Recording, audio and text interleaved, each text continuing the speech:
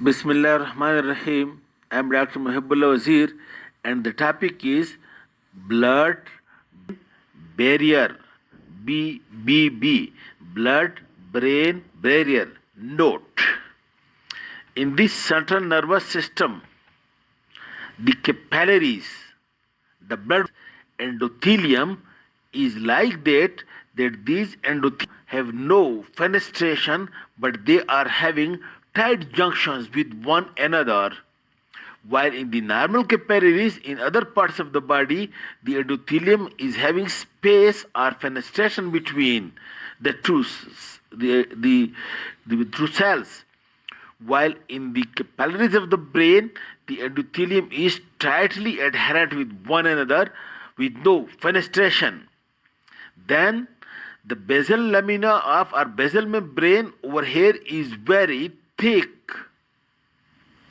And thirdly, the footpiece of the astrocytes, as I have shown you over here, you can see the footpiece of astrocyte, it ends over here, and in this way, these three structures, the capillary endothelium, the thick basement membrane, and the footpiece of the astrocytes, these combinedly form one thick wall or one thick membrane or barrier, which is called as blood-brain barrier.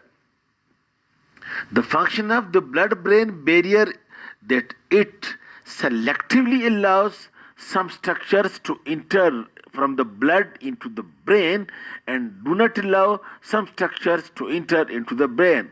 That's why trying that the toxic contents of the blood do not enter into the brain. This is the important function of the blood-brain barrier. And note, the blood-brain barrier is not present in the pineal gland and not present in the posterior pituitary and not present in the medial eminence of the thalamus. And note also, the blood-brain barrier is not being developed in newborn children. In newborn children, the blood-brain barrier is not developed, and it is because of this reason, that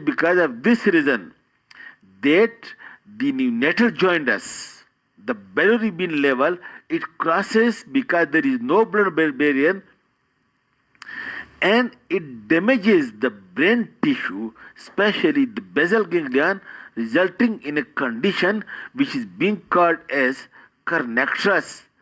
And later on, the child, if survives, that child is the brain damaged child or cerebral palsy child.